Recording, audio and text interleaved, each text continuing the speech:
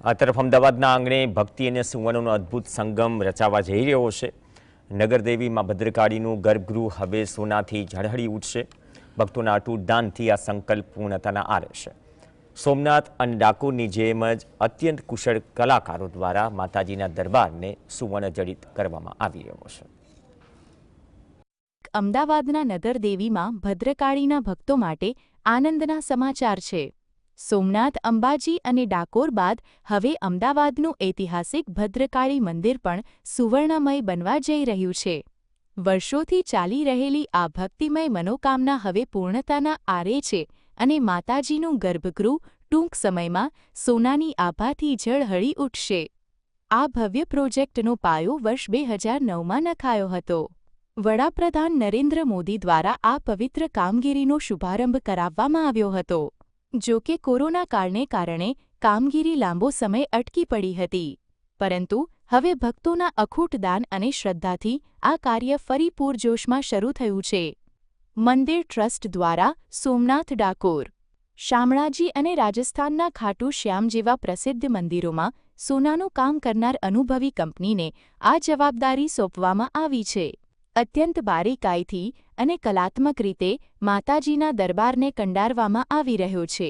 આ જે કામગીરી જે છે એમાં પ્રથમ તો આખો જે ગર્ભગૃહ જે છે માતાજીનો, એ ગર્ભગૃહને આખું વુડનથી આખું કાર્વિંગ કરીને એની ઉપર પ્રોપર ડ્રેસિંગ કરવામાં આવે છે અને ડ્રેસિંગ કરીને એ પછી એ જે ડિઝાઇન ઉપર જે છે એ 24 કેરેટ ગોલ્ડનો આખો લીવ્સ એટલે કે એના કે પાના બનાવવામાં આવે છે અને એ પાના બનાવીને પછી આની ઉપર 3 લેયર પાના અને 7 લેયરનું કોટિંગ એવી રીતે કામ કરવામાં આવે છે। માતાજીના ગર્ભગૃહ અને મંડપને સુવર્ણ જડિત કરવા માટે ભક્તો હોંશે સોનાનું દાન કરી રહ્યા છે।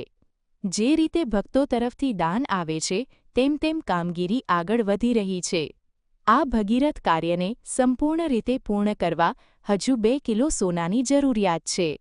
ગુજરાતના સુવર્ણ મઢેલા મંદિરોની વાત કરીએ તો અંબાજી શક્તિપીઠ, જ્યાં મંદિરનું મુખ્ય શિખર સંપૂર્ણપણે સોનાથી મઢેલું છે। અંદાજે 140 કિલોથી વધુ સોનું શિખરને સુવર્ણ જડિત કરવામાં વપરાયું છે। શિખર પર 358 જેટલા નાના મોટા સુવર્ણ કળશ લગાવાયા છે। પ્રથમ જ્યોતિર્લિંગ સોમનાથ મંદિરનું શિખર અને ગર્ભગૃહમાં મોટા પાયે સોનાનું કામ થયું છે। મંદિરના શિખર પરના કળશ અને છત્રીઓ સોનાથી મઢેલી છે। મંદિરના ગર્ભગૃહના દરવાજા, થાંભલા અને ત્રિશૂળમાં 100 કિલોથી વધુ સોનાનો ઉપયોગ થયો છે। દ્વારકાનું જગત મંદિર, જ્યાં ગર્ભગૃહમાં અને ભગવાનના સિંહાસન પર અત્યંત સુંદર સોનાનું કામ જોવા મળે છે। ભગવાનનો મુખ્ય હિંડોળો, છત્ર અને સિંહાસન સોનાના છે।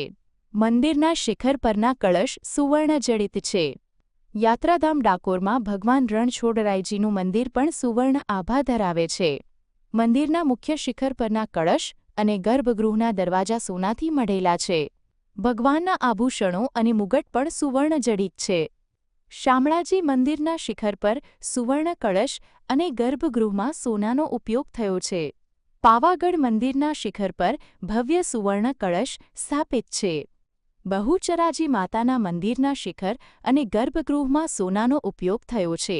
સૌને ખરી આગ્રહ કરું છું કે ખાસ આ કાર્યમાં જોડાઈ અને માનું આ કાર્ય એ આપણા સૌનું કાર્ય છે। આપણા આવાસમાં જો આપણે પણ આવું કાર્ય કરતા હોય, શણગાર ને સુશોભન, તો માતાજીના કાર્યમાં કેમ નહીં?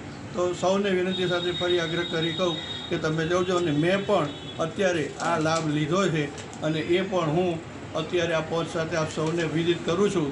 આગામી 26 ફેબ્રુઆરીએ મા ભદ્રકાળીની ભવ્ય નગરયાત્રા નીકળવાની છે।